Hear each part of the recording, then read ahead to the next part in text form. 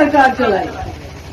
शुरुआत कांग्रेस ने की, कांग्रेस से भी बड़ी गलतियां हो गई होंगी, मगर कांग्रेस की जो लीडरशिप थी उन्होंने इस मुल्क की भाईचारे के ऊपर बुनियाद डाल दी। तब तक हिंदू ने मुसलमान को काटा था, मुसलमान ने हिंदू को काटा था 47 में। आप सोचिए, अगर उस वक्त कांग्रेस की सरकार, जवाहरलाल नेहरू, सरदार वल्लभ भाई पटेल, बाबा भीम साहब अम्बेडकर, गांधी जी, मौलाना अबुल कलाम आजाद, अगर ये कांग्रेस की पार्टी नहीं होती, ये बीजेपी की सरकार होती, तो आप सोचिए कि इस वक्त इस मुल्क का हाल क्या होता। मुझे बताइए क्या हाल होता इस मुल्क का। इतनी बड़ी इनको लोगों ने वोट दिए। भाई हमें सड़कें चाहिए, हमें अच्छे अस्पताल चाहिए, ताकि जब हमारी माँ, बहनें, बच्चे बीमार हो जाएं, इनको जम्मू ना जाना पड़े, इनको अपनी जगह डॉक्टर मिले, इनको एम्बुलेंस हो, स्कूल अच्छे हो, तालीम अच्छी हो। मगर वो तो ये करेंगे नहीं। किसानों से सस्ते दामों पे चावल लेते हैं। किसान खुदकुशी क्यों करता है? हमारा तो शुक्र है, हमारे जम्मू कश्मीर में अभी तक किसान खुदकुशी नहीं करता है। वो इसलिए थी कि महाराजा की देन थी 370, हमारी जमीनों पे बाहर के लोगों का कब्जा नहीं होता था, हमारा जमींदार खुदकुशी नहीं करता था। वो अपनी फसलें बोता था, उनको बाजार में बेचता था। मगर अब क्या होता है, ये किसान से सस्ते दामों आटा खरीदते हैं, गेहूं खरीदते हैं, चावल खरीदते हैं और लोगों को मुफ्त में 5-5 किलो देते हैं, ताकि लोगों का मुंह बंद रहे। लोग ये ना कहें मैंने बच्चे को पढ़ाया है, ग्रेजुएशन कराई है, 12वीं कराया है, इसको नौकरी दो। वो बोलते हैं मैंने दाल रोटी मिल रही है तो कोई गल नहीं, क्योंकि इतना गरीब कर दिया है लोगों को कि वो दाल रोटी में खुश है। वो कहता नहीं कि मेरा ये बच्चा बेरोजगार है, बेकार है, इसको कुछ चाहिए। अभी आपको पता है, मेरे वक्त में बटालियन हमने सैंक्शन करवाई थी बॉर्डर एरियाज के लिए। बच्चों ने फॉर्म भरे, इंटरव्यू दिए, सब कुछ किया। इनको ख्याल आया, अरे ये तो 2019 से पहले की बात है, इसमें तो सिर्फ जम्मू कश्मीर के लोग आएंगे, इसलिए इसको रद्द कर दो, बोलो दोबारा भरो। क्यों? अगर आपके पास 10,000 बटालियन के लोग, जिसमें बॉर्डर के 1 लाख नौजवान भर्ती होने थे, उसमें 10,000 भर्ती हो जाते, अब पूरे मुल्क से बॉर्डर के लोग उसके लिए अप्लाई करेंगे। जितनी भी नौकरियां हैं, क्लास 4 जो भी है, सारा इन्होंने वापस लिया, कहा दोबारा करो। हरियाणा का चीफ मिनिस्टर कहता है कि यहाँ की नौकरियां खाली हरियाणा को मिलनी चाहिए। हिमाचल प्रदेश का कहता है यहाँ की नौकरियां खाली हिमाचल प्रदेश को मिलनी चाहिए। और बीजेपी जम्मू कश्मीर में क्या कहती है? नहीं, बीजेपी जम्मू कश्मीर साझा है। साझा होने का यह मतलब नहीं कि आप अपने घर के लोगों को भूखा रखोगे और बाहर के लोगों को खिलाओगे। ये कैसे होगा? ये आपको सोचना है। हमारी जमीनें, अभी कुफा में कितनी बार लोग निकले, प्रोटेस्ट किया, क्योंकि जो बड़े बड़े लोग हैं, बड़े बड़े बिजनेस हाउसेज हैं, उनको मुफ्त में जमीन दे रहे हैं, बोलते हैं बनाओ आपको जो बनाना है यहाँ पर। हमें मालूम नहीं है, कह रहे थे 370 खत्म करेंगे, जम्मू कश्मीर में दूध की नदियां बहेगी। हमने तो कुछ नहीं देखा, हमारे तो कुछ नहीं देखा, बल्कि बेरोजगारी इस वक्त हमारे मुल्क में सबसे ज्यादा है। 46% लोग हमारे बेरोजगार हैं। यानी अगर 2 लोग हैं, 2 में 1 बेरोजगार है, 1 के पास रोजगार है। ये सब मुश्किलात हैं, मगर इससे भी सबसे बड़ी मुश्किल जो है वो ये है कि पाकिस्तान में जब ज़ियाउल हक आया, उसने मजहब के नाम पे पाकिस्तान को और वर्ग लाया। इतना वर्ग लाया कि वहां के लोगों ने सबक पढ़ने के बजाय मजहब पढ़ना शुरू कर दिया। किसी ने डंडा उठाया, किसी ने बंदूक उठाया, इसलिए आज भी वहां मजहब के नाम पे लोगों को मारते हैं, पीटते हैं। मगर वही सबक बीजेपी आज हमारे मुल्क, साढ़े सोने मुल्क विच कर रही है। वो भी मजहब के नाल लोगों ने लड़ांदा चल है। ये हिंदू है, ये मुसलमान है। हमने 2015 में जब बीजेपी को आपने 28 सीटें दी, हमको कश्मीर में 25 सीटें आई, हमको क्या जरूरत थी बीजेपी के साथ सरकार बनाने की? हम तो कांग्रेस के साथ बना सकते थे। कांग्रेस तो बड़ी चंगी जमात है, हमने पहले भी बनाई थी। हमने इसलिए बनाई, हमने सोचा एक तो ये बड़ी अलग सोच रखने वाली जमात है। हमारे ये जो जम्मू कश्मीर है ये शीशे का घर है, बड़ा नाजुक है। अगर हम इनको बीजेपी वालों को खुला छोड़ देंगे ये सब कुछ इधर उधर कर देंगे अपोजिशन में रह के। इसलिए इनको पकड़ के रखना है, इनको बांध के रखना है। और हमने इनको बोला आओ हम आपके साथ सरकार बनाएंगे। जम्मू के लोगों ने आपको वोट दिया है, हम जम्मू को हिस्सेदारी देंगे, मगर कुछ शर्तें हैं। शर्तें ये हैं जो जम्मू कश्मीर को खुसूसी पोजीशन है 370 है, जिसकी वजह से हमारी नौकरी बाहर का आदमी नहीं ले जा सकता, हमारी जमीन बाहर का आदमी नहीं ले जा सकता है। हम अपने कानून खुद बनाते हैं। अभी किसानों का कानून पास हुआ, कितने किसान शहीद हुए? 800। अगर हमारी 370 होता, हमारा अपना आईन होता तो ये कानून हम पे लागू नहीं होता। मगर उन्होंने हमारा आईन भी खत्म किया, सब कुछ खत्म किया। मगर जब हमने बीजेपी से सरकार बनाई, हमने उनसे लिख के लिया कि हम 370 को नहीं छोड़ेंगे,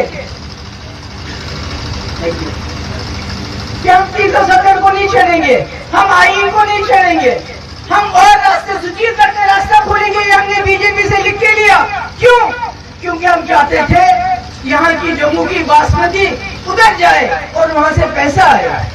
जैसे कश्मीर में उड़ी से जाता था, जैसे यहाँ से पुंछ रावलाकोट से जाता था। हम चाहते हैं कि दोस्तियां हो जाए आपस में, ताकि आप लोग चैन से रहो। मैंने देखा है आज यहाँ बड़ी फिल्में बनती हैं, मुझे फिल्म क्या बताएंगे। मैंने अपने आंखों से जब वाजपेयी जी पाकिस्तान गए 7 हिंदू लड़कों को मार दिया उस वक्त पाकिस्तान की बंदूक ने, और मैंने जाके रतन कुमार बंजराला में जो 7 बहनों का भाई था, मैंने जाके पहाड़ी चढ़ के लकड़ी दी है उसको। आज ये हमें बताते हैं कौन डाला जहां हिंदू मारे गए, चिट्टी सिंहपुरा जहां सरदार मारे गए, नंदीग्राम जहां पंडित कश्मीरी पंडित मारे गए हैं, छात्रू ठकराई जहां पर बारात को मारा गया। अभी तक वो दुल्हन आज 20 साल की विधवा है, वो उसी दिन विधवा होगी। ये सब हमने देखा है, झेला है। मेरे अपने डैडी के मामा जी उनको मार दिया, मेरे डैडी के चचेरे भाई उनको मार दिया। ये सब हमने देखा। मैंने देखा है जब सारा सुरंग कोर्ट में 19 लोग एक ही घर के, जब सरेंडर मिलिटेंट और कुछ आर्मी के लोगों ने उनको मार दिया। गलतियां तो सबसे होती हैं, इसका मतलब ये तो नहीं कि सारे आर्मी वाले खराब हैं। अगर दो ने गलती की और जब उनको मारा, उसमें एक मेरी बहन, उसके पेट में गोली लगी थी और वो बच्चा उसका पेट से हाथ उसका बाहर आ गया था जो उसको दफनाने के लिए जा रहे थे। अरे हमने बहुत बुरे वक्त देखे हैं, मगर हम चाहते हैं कि खून खराबा बंद हो, हमेशा के लिए बंद हो, हम चैन से रहे, आराम से रहे। मगर ये नहीं चाहते, ये चाहते हैं पाकिस्तान के साथ हमारा झगड़ा रहे, हिंदू मुस्लिम करते रहे, जिन्ना जिन्ना करते रहे। अब तो जिन्ना को छोड़ के अब तो बाबर को याद करते हैं, अब तो औरंगजेब को याद करते हैं। अरे औरंगजेब आज से 500 साल पहले था, बाबर 800 साल पहले था, हमारा उसके साथ क्या लेना देना? आप उसको क्यों याद करते हो? क्या आपके पास लोगों को देने के लिए सड़कें नहीं है, पानी नहीं है, बिजली नहीं है? हम पूरे मुल्क को बिजली देते हैं, मगर हमारे खेतों में पानी चढ़ाने के लिए बिजली नहीं होती, हमारे किनारों में पानी नहीं होता, हमारे बच्चे दरबदर हैं, मुसीबत में हैं, हमारी बहनें, हमारी माएं देखती रहती है कि कहीं मेरा बच्चा वापस आ गया वक्त पे, कहीं ये नशा तो नहीं करता है, क्या होगा इसका? तो इसलिए मैंने कहा आज कोई इलेक्शन का वक्त नहीं, मैं आपसे वोट मांगने नहीं आई हूं, मैं आपसे ये कहने आई हूं कि एक कांग्रेस जमात ने 50 साल बड़े गलत काम भी किए होंगे, मैं नहीं कहती सब ठीक किया, मगर उन्होंने इस मुल्क को संभाल के रखा, हिंदू भाई को संभाल के रखा, मुसलमान को संभाल के रखा, मुल्क को तोड़ने नहीं दिया। ये लोग मुल्क को तोड़ना चाहते हैं। एक पाकिस्तान जिन्होंने बनाया, ये कई पाकिस्तान बनाना चाहते हैं। हिंदू मुसलमान, दलित राजपूत, दलित ब्राह्मण करना चाहते हैं। मेरे हिंदू भाई आज सोचते होंगे अरे कोई बात नहीं, अभी तो मुसलमानों पे कर रहे हैं। आज ये मुसलमान बच्चियों को कहते हैं सर पे दुपट्टा मत रखो। हिजाब क्या होता है? हिजाब होता है सर पे दुपट्टा, जैसी मेरी बहनों ने रखा है। आज इनको मना करते हैं सर पे हिजाब रखने से, दुपट्टा रखने से मुसलमान बच्चियों को। कल को ये बोलेंगे आपको सिर्फ भगवा कलर पहनना है तो क्या पहनोगे? आज ये कहते हैं तिरंगा छोड़ दो, भगवा लगाओ यहाँ पर, तो क्या तिरंगा छोड़ के भगवा लगाएं क्या? भगवा झंडा लगाएं क्या? अरे ये हिंदुस्तान एक गुलदस्ता है जिसको सारी दुनिया देखती है। क्यों देखती है? पाकिस्तान को क्यों नहीं देखती? चीन को क्यों नहीं देखती? इसलिए देखती हिंदुस्तान को। यहाँ हिंदू, मुसलमान, सिख, ईसाई, बौद्ध सब मिलजुल के रहते हैं।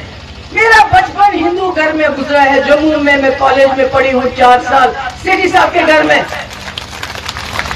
और कई बार मुझे मौका मिला लड़कियों के साथ वैष्णो देवी, वैष्णो माता जाने का। जब मैं वहां से थक हार के वापस आती थी तो सेठी साहब की जो आंटी थी, जो उनकी मिसेज थी, वो मेरी टांगे गर्म पानी से धोती थी क्योंकि मैं थक जाती थी।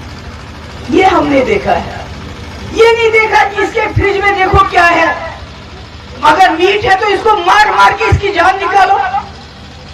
हमने बड़े चाव के साथ बीजेपी के साथ ये सोच के सरकार बनाई कि वाजपेयी जी के रास्ते पे चलेंगे, मगर इन्होंने मुल्क के अंदर वो माहौल बनाया कि जो रास्ते में मिला, अगर उसके हाथ में खुदा ना खासा गाय का मांस नहीं होता था, कोई दूसरा मांस होता था, तब भी उसको पकड़ के मारते थे।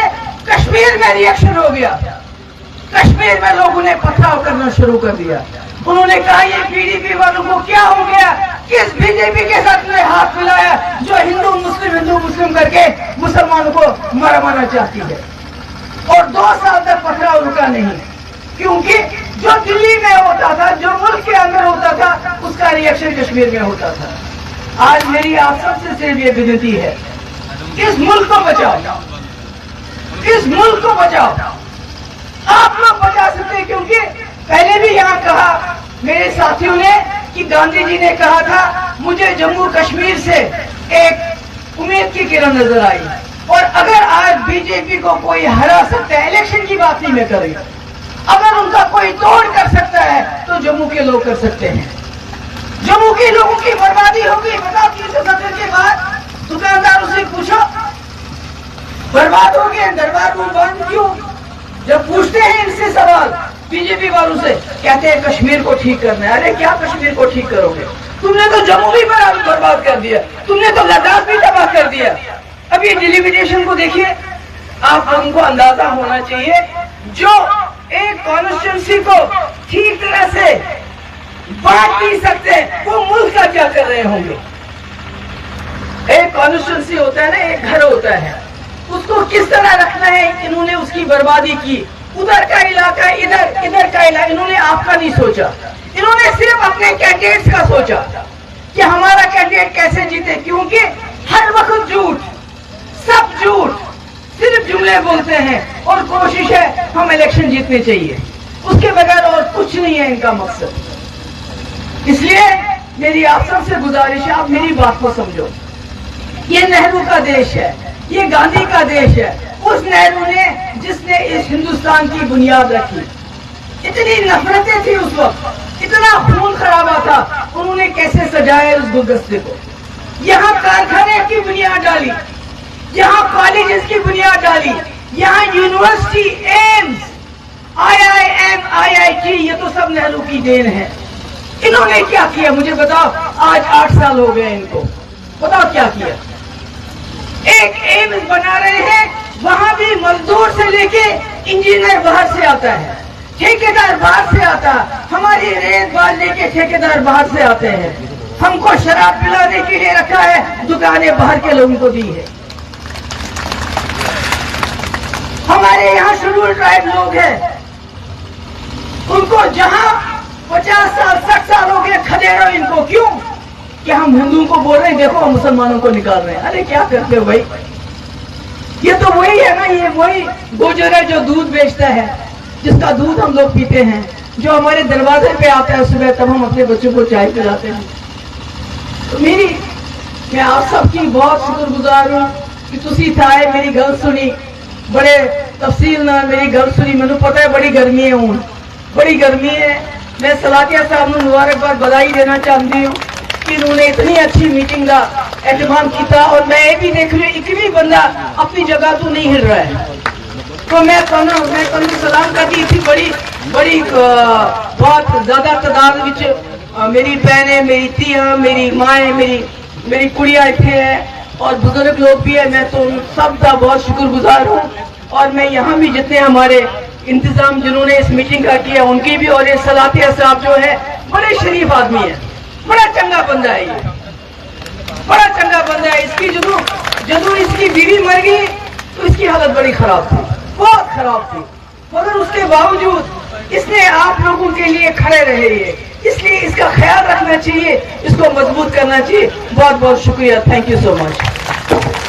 पेट्रोल की महंगाई का राग हुआ पुराना, इलेक्ट्रिक स्कूटर का आ गया है जमाना। TNR इलेक्ट्रिक स्कूटर सिर्फ 10 पैसे पर किलोमीटर पर चले। Visit mega power service, bypass Kunjwani.